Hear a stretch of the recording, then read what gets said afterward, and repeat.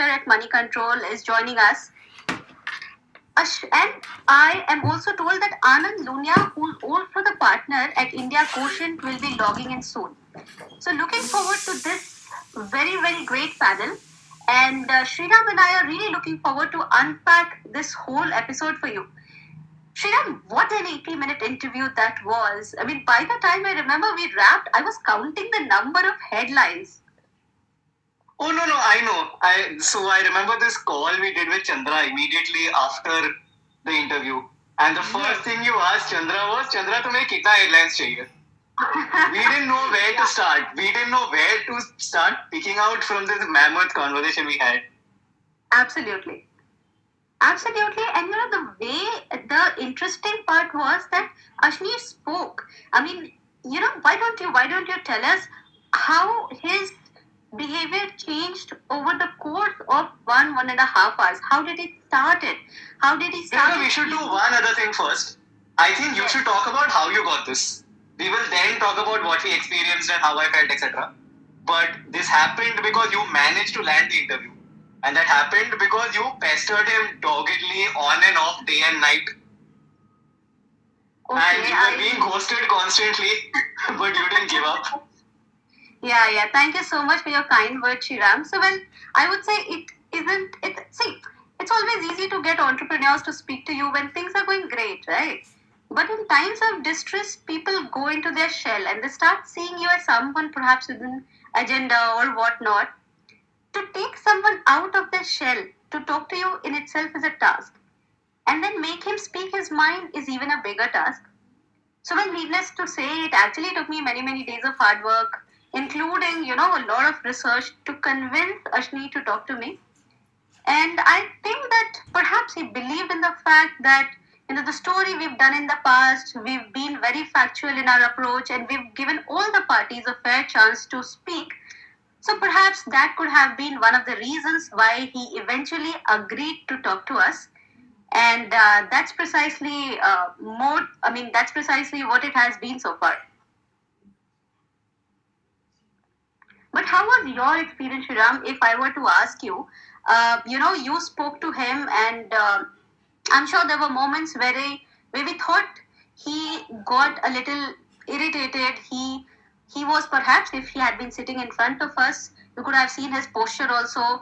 And how was your experience talking with him, seeing him, and hearing him say what he had to? See, Priyanka, I have to first tell you, I had this one idea at the start, which I didn't eventually go through with because I thought it would be very corny. I wanted to get him to say doglapan at some point. Oh God. We didn't get to that eventually because the interview took a slightly nasty turn and we were asking very intense questions. But I would have considered it a personal victory of sorts if we had got that. That said, a few days back, I was talking to somebody who attended a social gathering with Ashneer last week. Yeah. Who was shocked by how sort of demure and just toned down Ashneer had become. True. He was hardly talking to people. He was not his usual self. True. And so when we started the interview, that's the Ashneer I expected. Uh-huh. And in fact, that's the Ashneer we got. So even the first 2-3 questions where he was just saying that the audio was not mine and all that, he was saying it in a very measured manner. You could see this is a guy who's collected his thoughts, possibly had a long conversation with his lawyer before talking to us. Yeah. And, so I was thinking in the back of my head, okay, how is this going to pan out? Yeah. If he's going to be this measured in what he's saying, is he really then going to reveal anything? Are we going to get what we want? Will it just be another bland thing? But then, well, the rest is history. You should say how things progress from there. No, absolutely. See, I've spoken to him in the past, and he's one person who actually never minces his words. And trust me, I perhaps often wouldn't say that for a lot of entrepreneurs. But barring the controversies aside, he is a reporter's dream come true. So you ask him a question and he has a response. He never would shy away from accepting what's happening. He never would, stay away from giving you statements that will perhaps you will, end up raising your eyebrows as to, okay, I didn't expect this was coming. So he's that kind of a guy. And after this whole episode, and during this course of pursuing him also, I happen to have had a couple of conversations. But the fact here is that he started off speaking in a very, very calm, calculated manner. But eventually, I think he just opened up. And for the right reasons. The fact that he's spoken about he is being arm twisted. This was never spoken about. Before we did the interview, all we knew was, Ashneer and the board is on a very amicable note and they are pulling it through. There will be some amicable solution that will come out of it. But now it's very, very clear and apparent that it was nothing of that sort. It was all perhaps an image that was created, and there is something more than that has been brewing in the last week or two at least, so as to say. And the startling fact that Ashneer, told us was that he was pushed into getting into a leave of absence. Now, this is something remarkable because he and you would remember that we had an interaction with Suhail Sameer, the CEO of Bharat Pay, just a few weeks before on the day when Ashneer was asked to take a leave. Suhail had told us that the idea had come from Ashneer. The way Ashneer denied that, the way Ashneer criticized that, and the way Ashneer said that he had lost his confidence in Suhail was something which was really, really interesting. What are your thoughts on that? I agree, Priyanka. I was also one very surprised the moment he said that, board is arm twisting him. I thought, okay, we've got something here. But I also came in, with the fear that we don't want to drive his agenda. Mm-hmm. We don't want to become his spokespeople or his PR people. And which is why it was very important that we got to ask him those tough questions. Mm-hmm. And again, I get why you're saying he's a reporter's dream, because despite whatever he is, and there are certainly a lot of problems with him, he's not one who's ever faced away from a question. Even when I've spoken to him previously, not even about Bharat Pay, even about other stuff, he's never given the safe answer, the conservative answer. Mm-hmm. And he didn't do that even in what was potentially his worst moment. Mm-hmm. A lot of the stuff we asked him about fraud, about misgovernance, he could have said no comment. He's like, or just say, I won't be taking this, log out of the interview. See, going with his personality, you could argue he could have just logged out of the interview. Yeah. That was he my decided to that was take my that. Clear, actually. Yeah. But he decided to take those questions, and that to me was very interesting. Right. So we of course will get back to our stories that you've done, and of course it's been making headlines across in the last 24 hours. But let me first invite our colleague Dinesh Krishnan. Dinesh, can you hear us? Dinesh is a listener. I think Manikanto just needs to make him a speaker. Okay, fair enough. So while Dinesh is added, if you could just ask. Deepti, if you could. Yeah, Priyanka. Yes. Yeah, I think Dipti will do that in a minute. Yeah. Priyanka, I wanted to ask you, what did you think about this whole agenda thing? Well, no.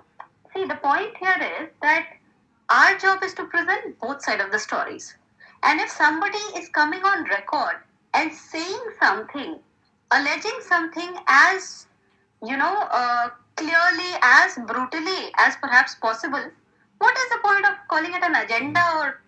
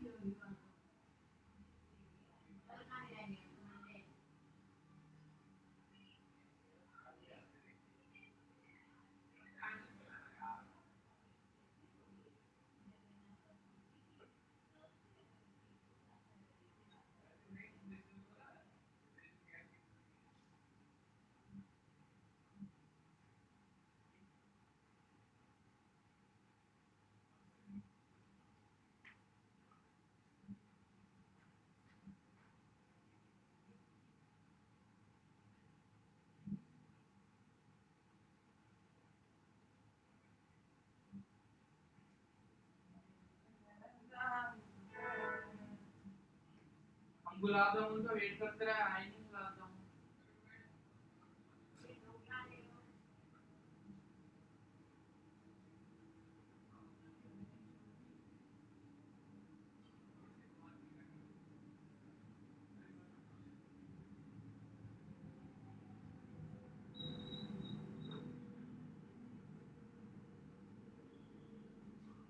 और एक answer नहीं मिला।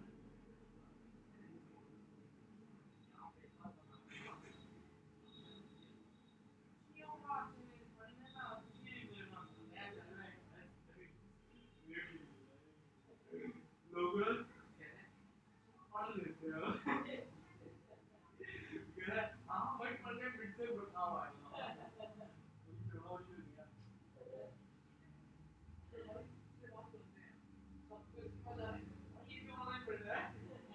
आज तक किससे बात हुई, आज बात करने जा रहे हैं।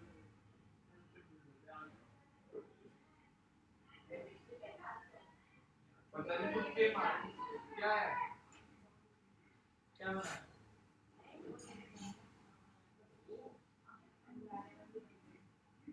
और अभी वो मिठाई पापा उसमें रखते थे तो ये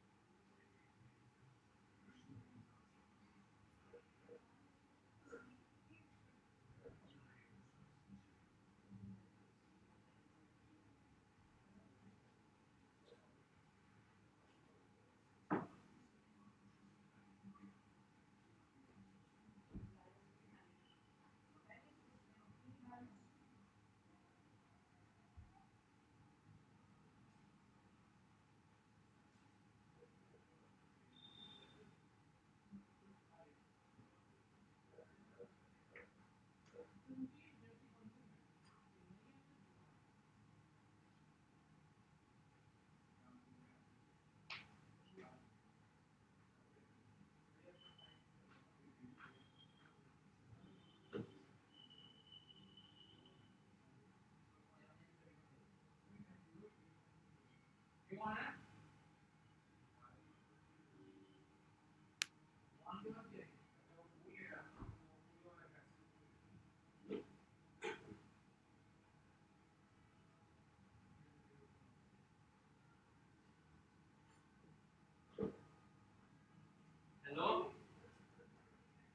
12 भाई 12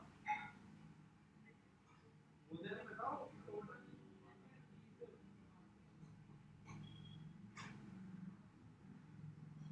के बारे में खाना ही चल क्या रहा है ठीक है अच्छे चल रहा है भाई क्या था पे पता नहीं एक आंसर नहीं मिला भाई नेट पे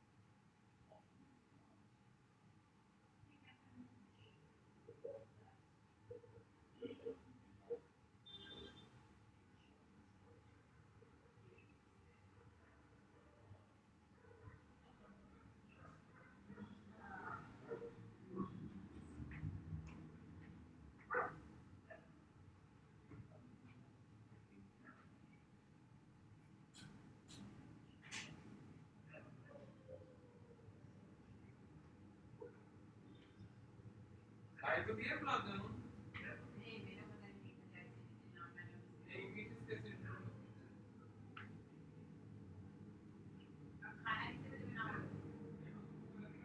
बनाओ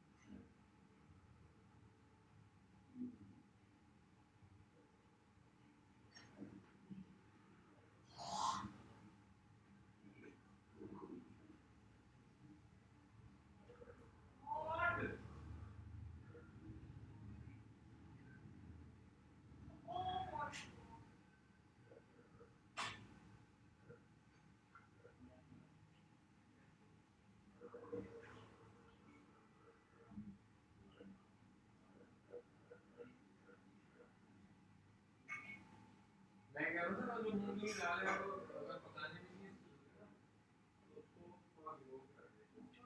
मूंगफली डाल दो। मैं उसको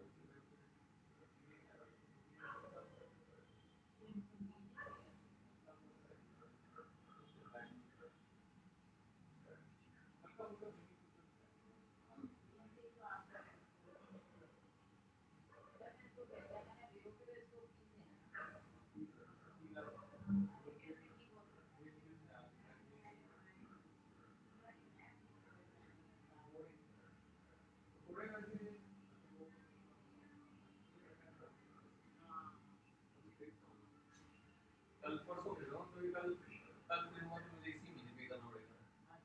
अगले महीने अगर परसों भेजूंगा तो अगले महीने 25 अप्रैल को।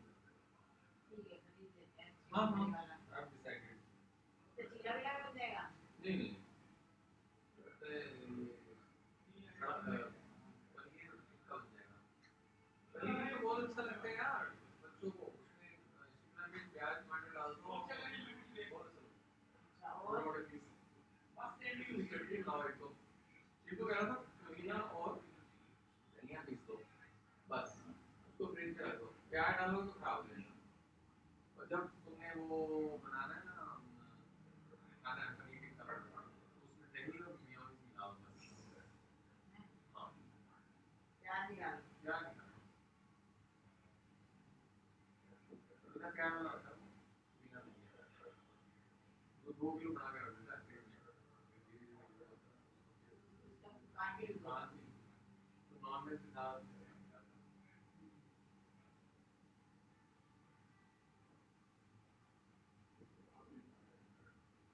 जल्दी आओ मेरे को बनाओ।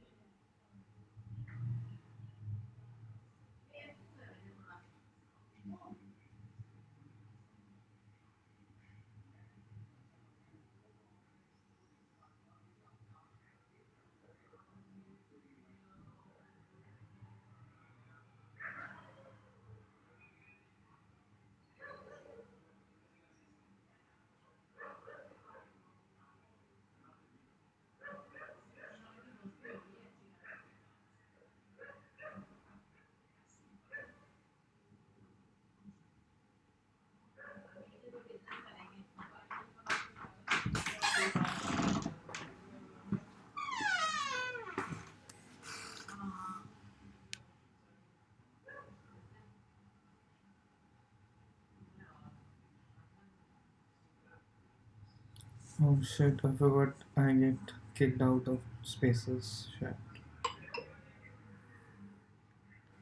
So, to answer your question, be it Mr. Rajneesh Kumar or Keval Handa, I do not believe any individual, uh, it should function as a unit. No individual can have a say in what others are doing in this company beyond a point. So, Mr. Rajneesh Kumar, for example, is coming with 30, 40, nearly 40 years of experience in banking. He can advise the company about the business propositions. He can, guide the company in its overall approach to corporate governance, etc. But how can he? And cable were I can't hear you. Priyanka's audio, she was saying something about Rajneesh Kumar and Keval Handa. But Dinesh, another thing that I wanted to ask you, and I mean, I hope we haven't addressed this. Can RBI look into Bharat Pay individually, regardless of Unity Bank JV or no? Because the JV includes both parties, and Centrum is the main license holder. But can you just look into Bharat Pay separately?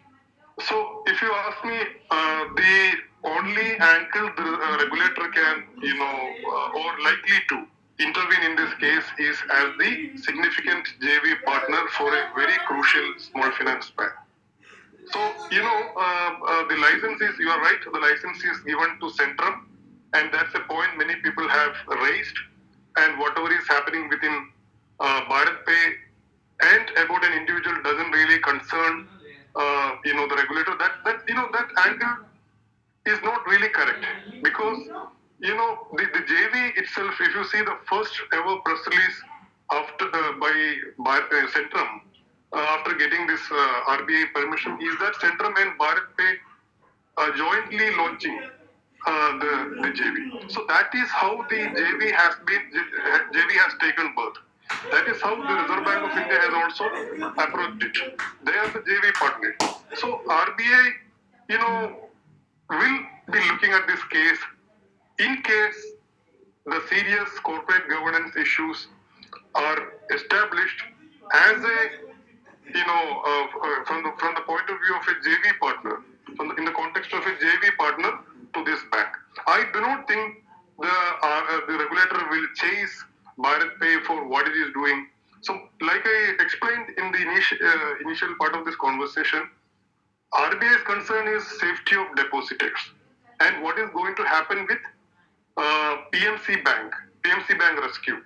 Whether the people who have been given the mandate to rescue a highly problematic crisis-ridden bank are able to run the company properly, are they able to, keep the fit and proper criteria intact? These are the likely concern on the part of the regulator. And today, while we were reporting about how RBI may be looking at the whole events, etc., the people, at least two people within the Reserve Bank, I had a chat with today, were saying the same thing. The JV partner is very important because that is how the promoter structure is shaped for Unity SFP. So that is RBI's main concern. And second thing is, if you have seen the report which I did today, what Mr. Ashwin Parekh says is, there is RBI has wide powers to intervene at any stage of a bank's operation. That is how the regulator doesn't go public about it. They will do their job quietly. They will keep a close eye on what's happening within. So, one cannot simply say that Bharat Pay is just a JV partner. They are not the license holder. Hence, RBI will not be concerned about what's happening within Bharat Pay. RBI will be for the single reason that Bharat Pay is the primary significant majority element in this JV. Also, Mr. Parekh says RBI can even stop the process of the PMC Bank merger if there is a serious violation of fit and proper status with one of the JV partners. That will obviously impact the whole JV. But I must add that we don't know. This is, these are the events that has just come out. Mr. What that has made headlines is Mr. Grover's public remarks, and what has come out today in your reports about the inspection. But I think we need to wait and see how the whole events are unfolding, and how Bharat Pay itself is cleaning up its mess. Yeah. Makes sense. That's a brilliant answer, Dinesh. I mean, it gives me so much understanding into the technicalities of it. And you're right, we can't just get carried away by random public statements and quotes. There is more to it. But Dinesh, do you think this will impact other fintechs trying to get an SFB? Or getting an SFB license in general, will that become harder? Well, Sriram, every development in Indian banking sector is a lesson for the regulator. Okay, so they are one of the best, in my personal view and my own understanding with interactions with people. RBI is a quick learner. They have evolved in such a pace. With the complexity to fight the complexities and new types of frauds and new types of violations, etc. So, to answer your question, RBI has learned from Yes Bank episode. RBI has learned from PMC Bank episode. It has definitely, emerged wiser from DHFL and ILNFS episodes. So, it is again premature for us to say that just because what happened over the last few days, now that it will be difficult for other fintechs to get into the mainstream or get into the good books of the RBI, etc. That's not the proper way to look at it. But yes, this is an experiment in many ways. This is probably the first time an SFB, I think it's the first time, an SFB has been given a mandate to rescue a crisis-ridden bank. And that's, and RBI has, it has a lot of trust on these JV partners. So RBI has had enough issues with PMC banks since September 2019. It may not want to have more headaches, connected to this case. So, we don't know. I'm not saying that there is a serious issue established with Bharat Pay, or because I had interviewed Mr. Jaspal Bindra, as you know, a few days ago. So, the central point of stance is that whatever is happening with Mr. Grover is not something that concerns the JV, the Centrum, because Centrum's relationship is with the parent of Bharat Pay, and what individual doing or his statements will not affect the JV.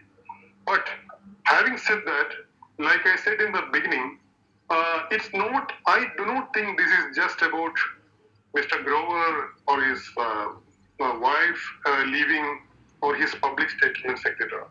What are the underlying reasons for for all these things to happen? I think more than Grover's audio leak, etc.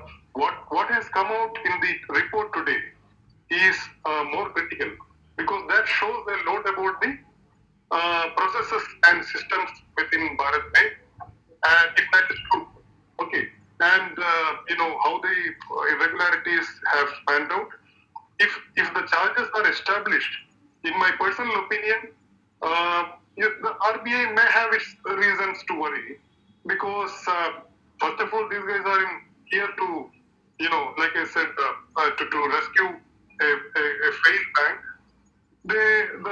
If they come with additional set of corporate governance issues, this is going to be extra problematic for the RBI. So, like I said, it's very early here, because Bharat Pay has to clarify. They have to come clean about what is going on within the board, what is going on within the company. So there are till this point, if you see, there are two Are you still following me? Yes, we are. Yeah, of course. No, because, We're in rapt attention like students, Dinesh. No, the This is a lot problem of is fun. with face is it is so unreliable that we start doubting when yeah, people are so listening. last time I kept speaking and then I realized that. Please go ahead, Dinesh. No, Dinesh, go on because I have a question after Yes. that. Go on. Yeah, so my simple point is that we are just, as journalists, we are just observers. And our duty is to, like I think Priyanka said a while ago, to report the facts on both sides. Because these are issues that concerns the public. It concerns especially in this case, a lot of distressed depositors of PMC Bank. We have seen over, if I go by, the information I have, over 100 suicides in connection to the PMC Bank episode.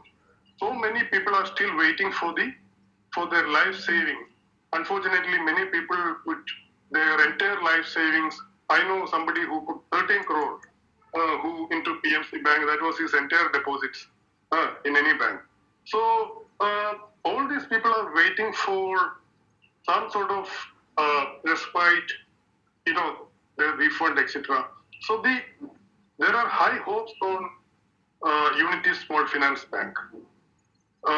Although the refund process is still not very something that makes the PMC Bank depositors happy because of the prolonged phased repayment plan. Okay. I think Dinesh dropped off for a second. we That is the worrying factor. okay.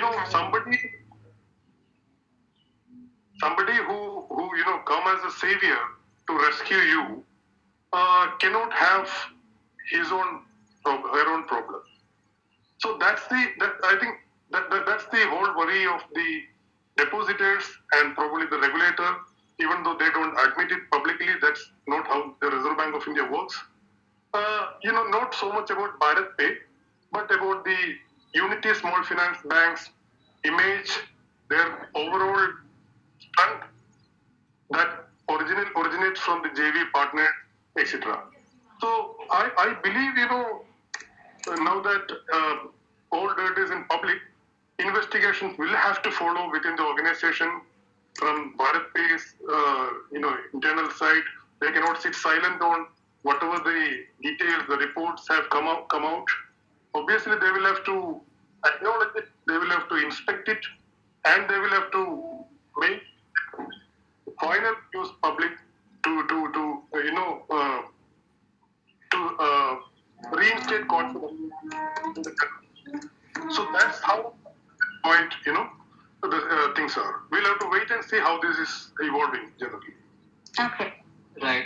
Priyanka and Dinesh, I just have one question for both of you. Yeah. The one thing that Ashneer spoke about, and we saw prime evidence of it today, he felt that he was being investigated unfairly. There was some evidence of that today when the ALM report leaked on Twitter. That is highly non-standard, and we've never seen this happen, where something this sensitive is going on and somebody puts up the whole damn thing on Twitter. Now, irrespective of whether or not Ashneer has done something wrong, and assume for a second he has, are people trying to jump to a conclusion without getting facts? And this may even include ANM or PwC or people at Bharat Pay, by trying to conjure a certain image or by trying to leak the report. Is that's something that Ashneer is worried about? Do you think he has a point? Both of you can Dinesh, you go first. Well, I think one side of the story is missing. Okay. What we have seen so far, particularly over the last few days, is what is coming out of one side, Mr. Grover and his interviews and his, they want me to go from a board. They want to oust me. I want 4,000 crore for this, that. If I am not mistaken, and if I haven't missed this part, you can correct me. The other side hasn't responded with facts, have they? On this one, no. On this specific interview, no.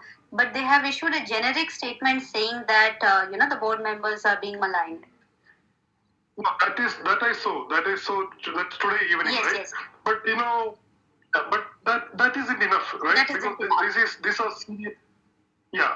See, these are serious.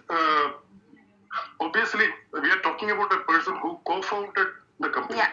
right? So, and he isn't just another executive Mhm. who can be, who can be sacked, and another person can be replaced with another executive. Yeah. In my view, Mr. Growers deserves the right to get investigated. I think Mr. Grover, as well as not talking about his audio controversy, that part, as well as the board, Tehsil, etc. In most of the companies, we have seen this. In 99% of the cases, there will be two sides to this story. That's what I've been saying, that we haven't heard enough convincing points, evidence, proof from the Bharat Pay side till now. So that part has to come. Yeah. Right. Sriram, one very interesting thing that has emerged from one of these documents that have been out on the social media is at least that the amount of expenditure which is being quoted in some of these documents that are out there is somewhere around 53-55 crore. Which was made towards some 30 odd vendors that apparently do not exist. And the company thereafter incurred a loss of 10,000 crore in pursuing these dealings and getting these sort of kickbacks or handoffs or whatever. These are the allegations in the preliminary level. My understanding is that while, of course, no fraud is, whether it's of 2 crore or 20,000 crore, it's a fraud at the end of the day. But a person who claims that his valuation, his 9.5% stake, is worth 4,000 crore, I'm not able to sew it together as to how somebody who has a valuation as high as that and then has built up a company worth 6 billion by investing just a bare minimum of 150 million. Why is there a fraud of a few crore of rupees which is just being talked about and just being argued upon as against some really huge fraud, huge sort of controversies and huge scams that you've seen in the country, wherein there are lakhs and crores of money which are under question. So it's very difficult for me to just plainly accept that on such small amount of transactions or questioning, is there a protocol for a founder to be fired from the company, or there could be, this could actually lead to a larger governance issue that this is something which has been happening under the nose. So some of these things, Dinesh, if you could actually answer, what is your take on that? Because you must have seen, in the banking industry, there have been so many things that have happened. What actually happens? The amount of fraud, to what extent that matters? Priyanka, I'm extremely sorry I lost you in between. You are asking. I'm asking that as against lakhs and lakhs of crore worth scam that had been unfolded in the country, this one, at least if we go by what the preliminary report says or suggests, are in the are somewhere in the ratio of say like a double-digit crore. So the amount of quote unquote fraud, if that has happened, it's yet to be proven, but amount of fraud will make a difference or make it a less important issue or not? Well, as you rightly said, if it is a fraud, okay, because that needs to be ascertained. But from my experience, what I have seen, say over the last 10, 15, 16 years, is that it's not about the amount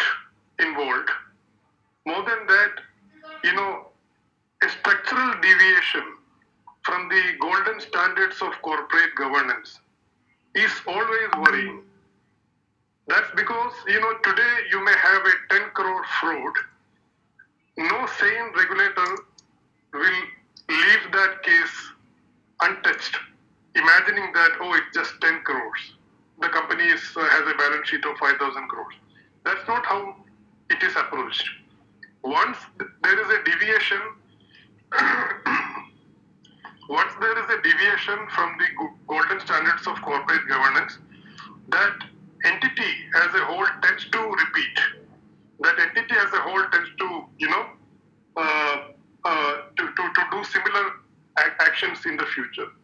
For context, I can give you one example.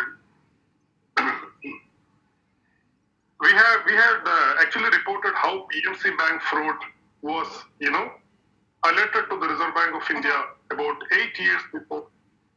Yeah, when the actual fraud happened. At that point, one of the employees of PMC Bank wrote to the regulator, the person in charge of cooperative bank division department. That point it was Unified Cooperative Bank Department, and what the RBI officer did? He actually wrote back to the bank, of the PMC Bank, the then CEO, asking him to investigate. And we are talking about charges of massive deviations, massive frauds, giving loans to somebody who is not existing, creating scores of fraud accounts, etc. So serious violations. And the RBI, what they did was they wrote back, the concerned RBI officer wrote back to the CEO of PMC Bank asking him to investigate. Right. Unfortunately, that particular CEO was the center of this entire fraud. Right. Okay. Yeah. Oh, yeah. Mr. Joy Thomas. Over the next 8 years, he obviously, he wrote back to the RBI, must have written back to the RBI saying that, no, we have addressed this issue, no problem. But as the events have unfolded later, he himself went on to orchestrate thousands of 13,000, 14,000 worth, loans. We don't have the exact details even now because still being investigated at various levels. He went on to orchestrate that big fraud, PMC Bank fraud. So, answering to your question, it's not about the amount of fraud involved if the fraud is established, but the regulator and the banking industry, the good managements normally, look at it as a deviation from a set procedure, a good corporate governance standard. So the amount is not important. Yeah. Okay. Now, I actually would like to ask Sriram, this is happening at a time when we haven't heard from any of the other founders of the company. I was just wondering what would be going on in the minds of the other founders, apart from Ashneer, of course. Sriram, what do you have? What do you think? What can you tell us? Good question, Priyanka. I mean, hard to think of it from their point of view. My only thing is they would be feeling very disgruntled, if not anything else. Because Ashneer was also brought in by the investors to be the face of the company.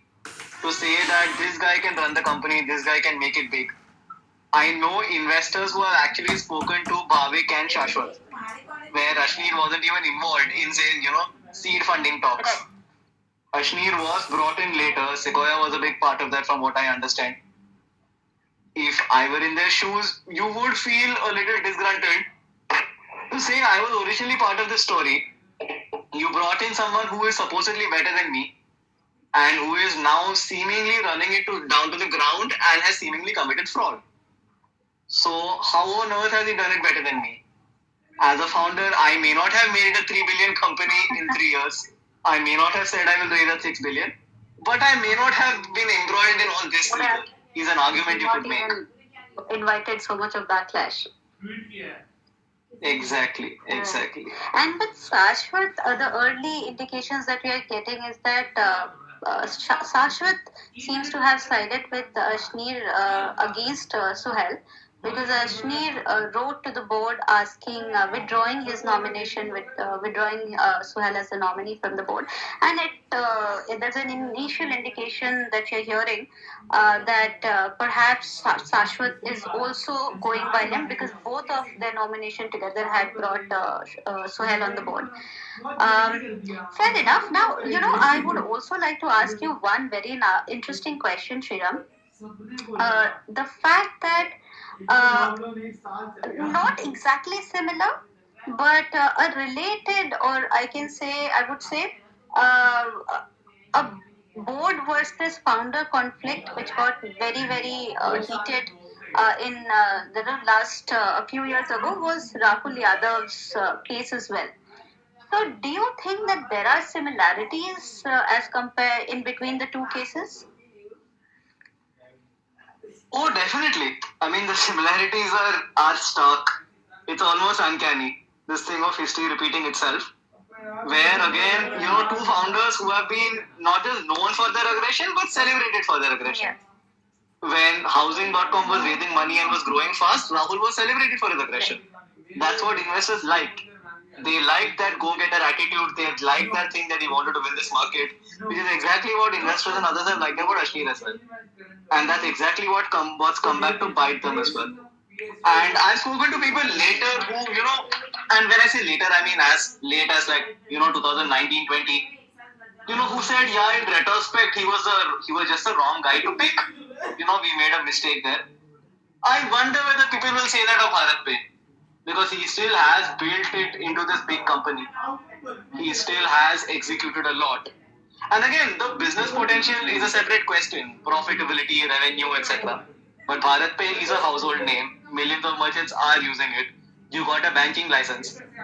So then how do you, as far as from an investor's point of view, how do you see, have you picked the right guy or not? Or have you just fundamentally picked the wrong guy? Fundamentally pick the wrong guy. I think that is the real question. Right. One more question I have for Dinesh. Dinesh, while interacting with us, Ashneer Grover also made a very interesting allegation, saying that now that we have the banking license, people on the board want somebody who is, somebody wearing a tie and a coat, has a personality that quote unquote the banking culture would like.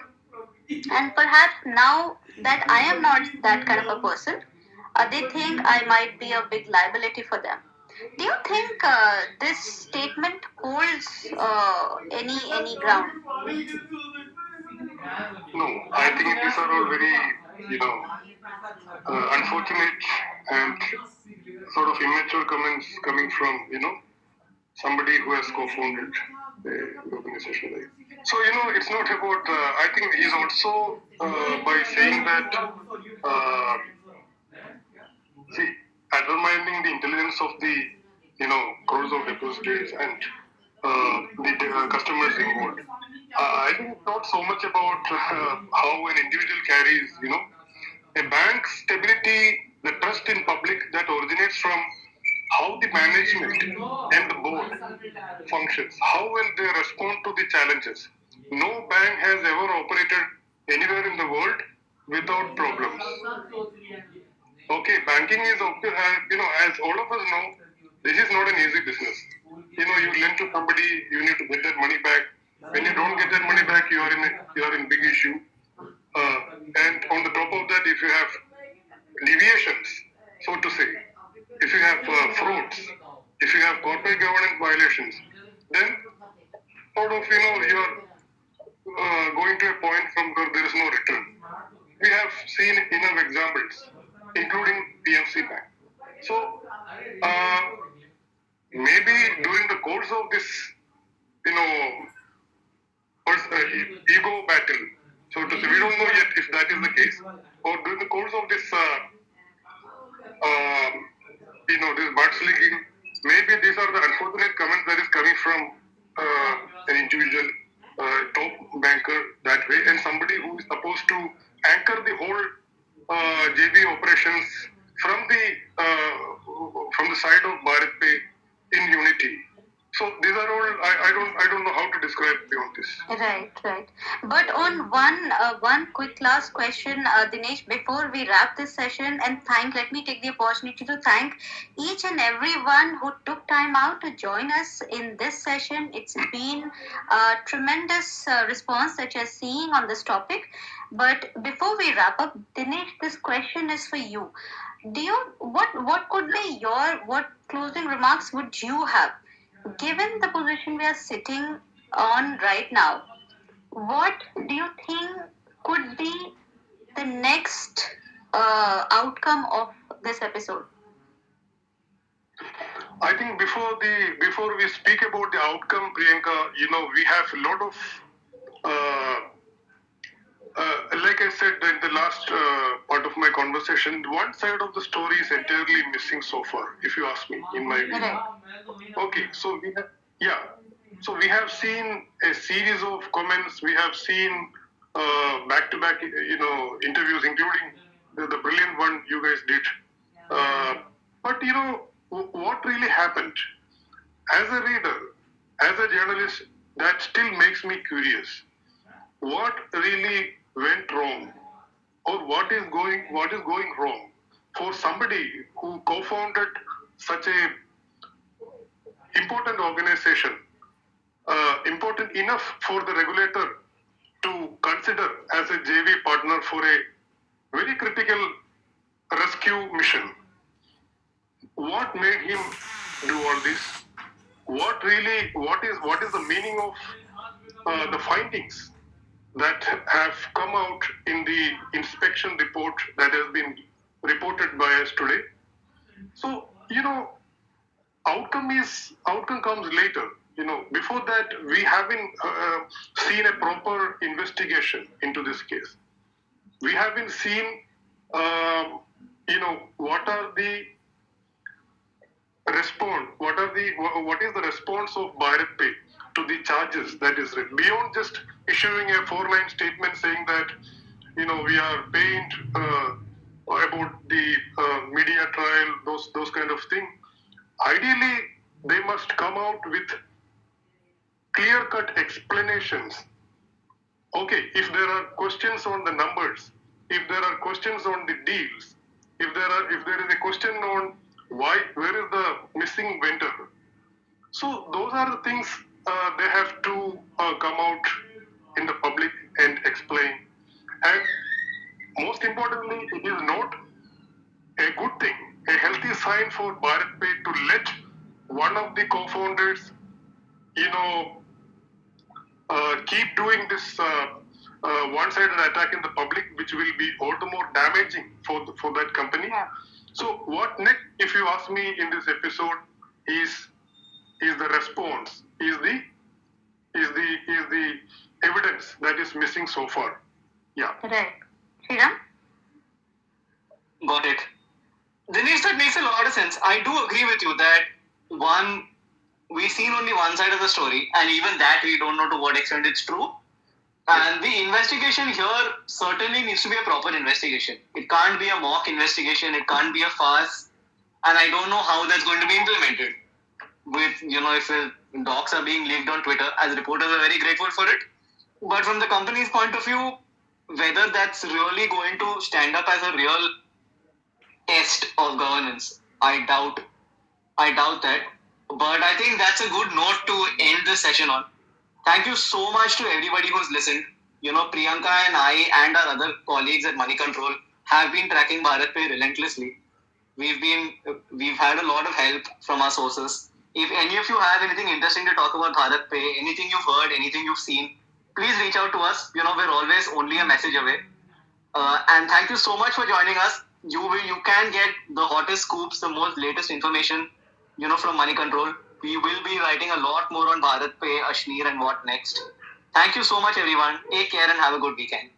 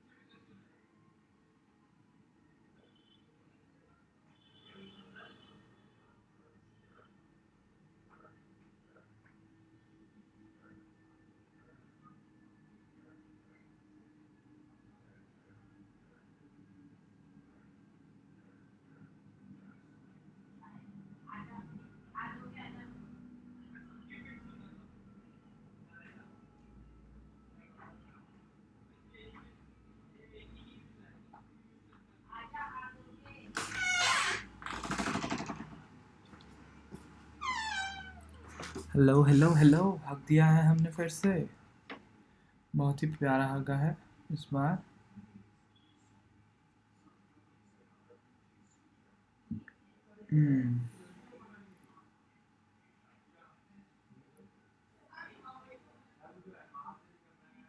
Okay, अब तो मिल ही नहीं रही space, कहाँ गई? Oh no, अभी मिली थी, अब चली गई। तो टेंशन क्यों ले रहा है यार? चलो बंद कर देते हैं यार, अब बहुत हो गया। Wait, why is the KBP is dropping to 0? हाँ